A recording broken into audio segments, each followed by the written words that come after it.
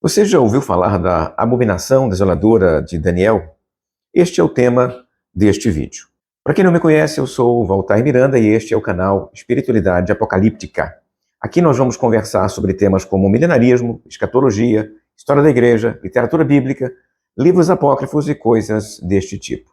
Convido você a se inscrever no meu canal, se ainda não é inscrito, e dar o seu like. Com isso você me ajuda a produzir outros vídeos como este.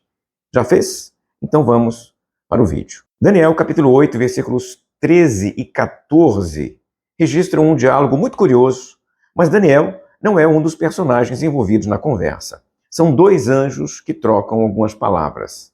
A pergunta levantada por um deles, tão comum, até quando, aqui aparece na boca de um anjo. O texto com isso indica todo o drama histórico envolvido ali no relato, fazendo com que a consternação dos seus leitores esteja aqui verbalizada por anjos no mundo celestial. O leitor percebe, assim, o grau de dificuldade que eles enfrentam. Por quê? Porque a sua preocupação, a sua ansiedade, a sua tristeza era também a tristeza dos anjos no céu.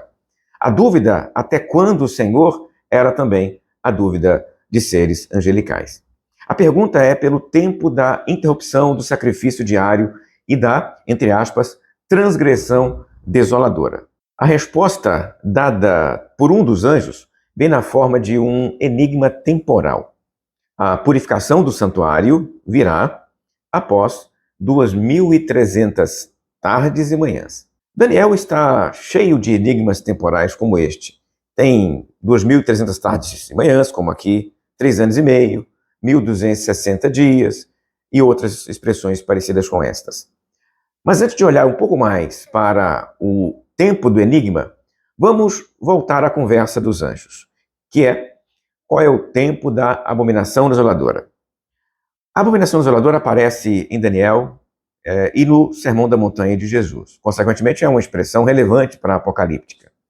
Ela significa explicitamente a transgressão que traz desolação.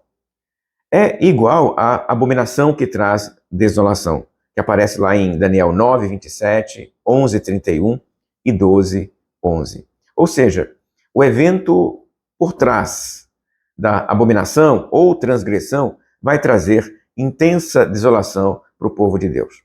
Agora, a que evento o texto se refere?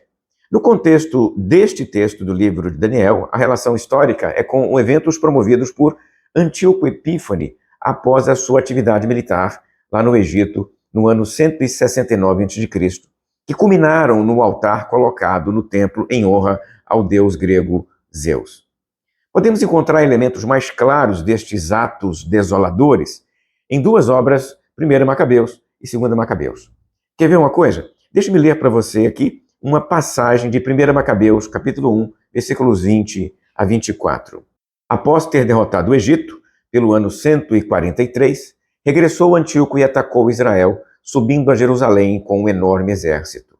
Entrou com arrogância no santuário, tomou o altar de ouro, o candelabro da luz com todos os seus acessórios, a mesa da proposição, os vasos, as alfaias, os turíbulos de ouro, o véu, as coroas, os ornamentos de ouro da fachada e arrancou todo o revestimento. Tomou a prata, o ouro, os vasos preciosos e os tesouros ocultos que encontrou. Arrebatando tudo consigo, regressou à sua terra, após massacrar muitos judeus e pronunciar palavras injuriosas. O que levou Antíoco a promover estes atos de injúria em um território já subjugado por ele? Um autor chamado Daniel Pace sugere que um dos fatores pode ter sido, inclusive, um equívoco da parte do monarca sírio. O contexto judaico do período é de conflito interno. Os sacerdotes Jason e Meneslau disputam o cargo de sumo sacerdote. No momento em que Antíoco retornava de sua campanha no Egito, ele encontrou ali em Jerusalém um tumulto provocado pela disputa entre os seguidores de Jason e Meneslau. É provável, então, que Antíoco tenha entendido ou percebido aquela confusão como um motim contra o seu governo. Por isso, de forma ríspida, dura, ele ordenou que os seus soldados entrassem em Jerusalém e atuassem com prisão e morte de quem eles encontrassem pelo caminho. Além disso, é neste momento, então, que ele vai impor o culto a Zeus no Templo de Jerusalém e emitir os decretos já mencionados aqui neste canal contra a religião judaica. Este é o relato da carnificina, como descrito pelo autor de 2 Macabeus 5, versículos 11 a 14. Abre aspas. Quando a notícia destes acontecimentos chegou aos ouvidos do rei, ele concluiu que a Judéia queria desertar. Trazendo o seu exército do Egito, com o ânimo enfurecido, conquistou a cidade pelas armas. Ordenou aos soldados que matassem sem compaixão aqueles que caíssem em suas mãos e que degolassem os que se refugiassem nas casas. Houve, pois, uma mortandade de jovens e velhos, carnificina de homens, mulheres e crianças, um massacre de donzelas e de meninos. Em 3 dias, houve 80.000 vítimas, das quais 40.000 foram mortas e outras tantas vendidas como escravas. A data exata em que ocorreu o sacrilégio aqui mencionado é dezembro do ano 167 a.C. Com um culto pagão no templo, o lugar mais santo da religião judaica está agora manchado, poluído.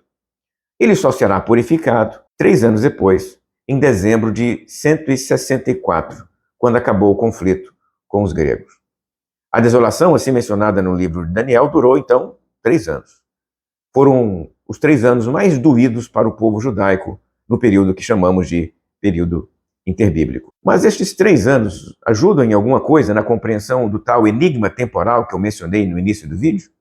O anjo falou em 2.300 tardes e manhãs. Essas são as possibilidades levantadas por estudiosos desse texto, pensando sempre no prazo como tempo para a purificação do santuário. 2.300 tardes e manhãs representariam 2.300 dias, algo em torno de 6 anos e meio, é a primeira sugestão. Uma segunda sugestão é que tardes e manhãs se referem à repetição do sacrifício, o que faz com que as 2.300 tardes e manhãs sejam, na verdade, a metade, 1.150 dias, ou 3 anos e 2 meses.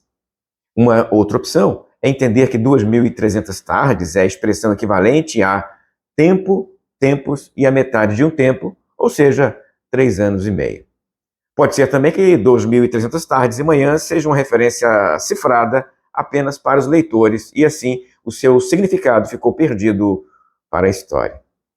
De qualquer maneira, o mais importante neste caso aqui não é nem a discussão sobre o que é a desolação, nem o tempo da desolação, e sim a afirmação, a garantia de que o culto será restaurado.